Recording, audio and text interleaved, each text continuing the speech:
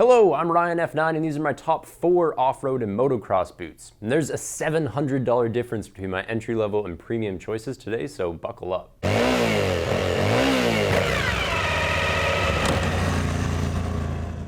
First up is the Thor Blitz CEMX boot, and Fortnine can normally do this guy for around 170 bucks. It's a very basic price tag, but I still expect a few things from any motocross boot. A steel shank sole and a hard cockpit, and those are non-negotiable in my opinion if I'm going to be planting my foot in a berm.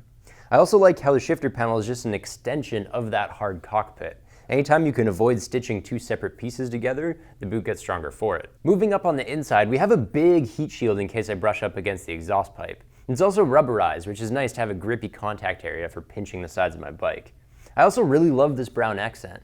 I just wish that Thor was able to use 2 different dies on one piece of rubber, because this is actually a separate panel here that's stitched underneath the lower one. On the front we have a shin plate, also non-negotiable for me, and then on the inside we have a mesh liner and this elasticated gaiter. The Blitz isn't waterproof. Motocross boots almost never are, but this gaiter does help to keep me dry, and more to the point, it prevents sand and mud from dropping in. So that's all the stuff I would expect from a motocross boot, even a cheap one like this. But I chose the Blitz because it blew away my expectations in a few other areas. The sole is unidirectional, so it's meant to slide forwards if I put my foot down while riding, but it also is meant to grip backwards while I'm walking. Moving up, there's this metal abrasion plate on the toe. I'm skeptical about how much this does because unless I'm kicking people, this part of my boot just doesn't see that much action. But the metal looks cool, so I like it. This lower buckle has a raised impact guard in front of it, and that prevents it from getting knocked open while I'm riding. I was surprised that Thor thought to offer that. While I'm talking about buckles, there's only 3 of them, they're made of plastic, pretty much what you'd expect from a $160 boot. But Thor did think to give us 2 different contact points on the lower one, so it fits just about as precise as a Ford buckle. Fitment-wise, it sizes the same as my regular shoes and it feels shockingly light. At 1,690 grams, this boot is a few hundred grams lighter than any of the other ones on my list, which is awesome because it's also much cheaper than any of the other boots on my list. I will say that it's probably not the most technical fit. I feel like my range of movement is not controlled as much as it could be, so that probably sacrifices some safety. Of course, I don't worry about the build quality or the durability of this boot at all. Now, my favorite middle price boot would be Alpinestars Tech 7, which is just shy of $400. When the price jumps on me, I expected a lot more technicality, and I'll show you what I mean. The moving parts on the Tech 7 blow away the Thor Blitz. The 4 buckles are mounted on these circular spinners, which frees up a little bit of movement to improve comfort. The buckles are also replaceable, and they're made from aluminum, and they have this funny arrowhead design. I mean, yeah, maybe slimming down the buckle prevents it from caking up with mud a bit, but primarily I think they just look cool. On the underside, I have a replaceable panel where my foot peg makes contact. I like that, because my pegs are sharp and they tend to chew away soles really fast. On the upper, we have a lot of moving parts too. You can see here that this shin plate is going to be totally independent from the softer upper underneath it. And so that's just going to free up movement and increase comfort there.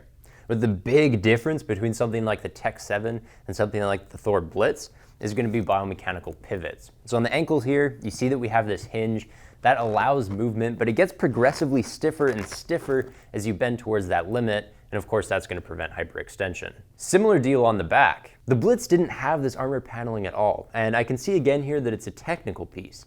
And then this lower tongue slides into the upper portion, and so it allows your ankle to flex while not allowing for those torsional movements that tend to break bones. One big safety upgrade, which is not a moving part, is going to be the foot cockpit. And you can see this is one single piece of hard plastic all the way around the boot, and so you get 100% coverage there where the Blitz only had about 70%.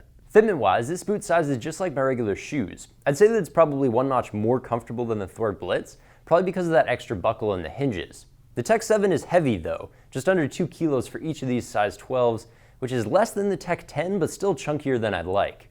The calves are also really wide. I'm not able to get a tight seal around my leg, and that's a shame because the chassis on this boot is polyurethane coated synthetic leather, and it would be water resistant if it weren't for those big gaps around my calf. Now, let's pretend that I have way more money to spend, like $850 worth. Then I'd buy these Sidi Crossfire 2 SRSs that I've always wanted.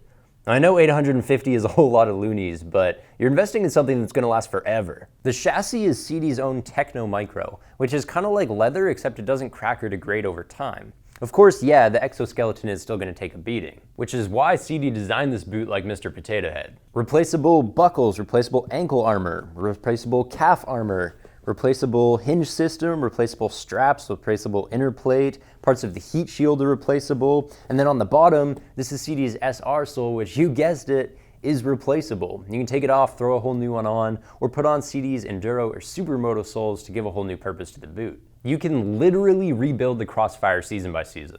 And while I'm keeping it alive, I'm reaping the benefits of a top-of-the-line boot. I mean, this Teflon mesh liner is going to be more breathable and moisture-wicking than anything else we've seen. And the Crossfire actually has the side vents and the rear exhaust to back it up. And you can see here while we're at the heel that it has these ridges. That's going to help with kick shifting when I'm coming off the line. I mean, personally, saving a few milliseconds by kick shifting is not going to be enough to bring me to the front of the pack, but the option is there. Fitment-wise, the length size is like a regular shoe, but the width is narrow. I'd caution people with wide feet away from this boot. Of course, the nice thing about a narrow boot, if you can fit it, is that it tends to be generally slim on the outside. And the Sidi is the lowest profile option on my list, so it looks great, and shifting is really easy with the toe box that low down.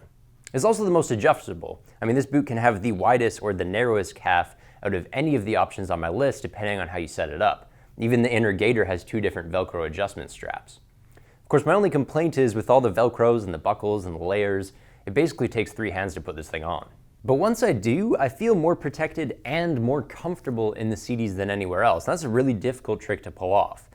Yes, it costs twice as much as the A-Stars, but they last twice as long, they feel 5 times as good, and I can get 3 uses out of them by swapping the soles. If I had the money, it'd be worth it to me. That was a lot of meaty info to chew through. So let's have some dessert. This is the Thor Blitz LS Shorty boot, and it's just fun. I mean, it has all the goodies of a motocross boot up to 8 inches, and I love that idea. I grew up putting around the trails and messing with pit bikes and doing some light dual sporting.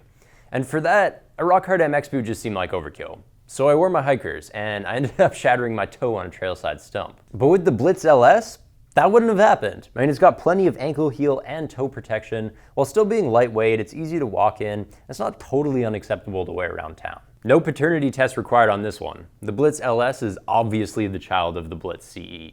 Same brown accents, same buckles, same hard parts and shifter panels. They have the same interior mesh liner, and more or less, they have the same sole. Someone at Thor must have had a sense of humor though, because they've added a kick shifting knob to the back of the Shorty version. Has anyone ever kick shifted their way into a hole shot while wearing a Shorty boot? No. But apparently Thor wants you to try. A couple of things I don't like. The chassis is split grain leather, which you might know as fashion leather. I mean, that's great for slinking down the runway, but it's absolutely useless for sliding down the highway. And so if you want to use this shoe for a bunch of pavement riding, don't. The other thing is the cost. $160 on fortnine.ca might seem pretty cheap, but Thor is also selling their full height Blitz CE for basically the same price, so I can't help but feel like I'm getting ripped off a little bit on the Shorty. And that's it for my favorite off-road and MX boots. Thank you guys very much for watching.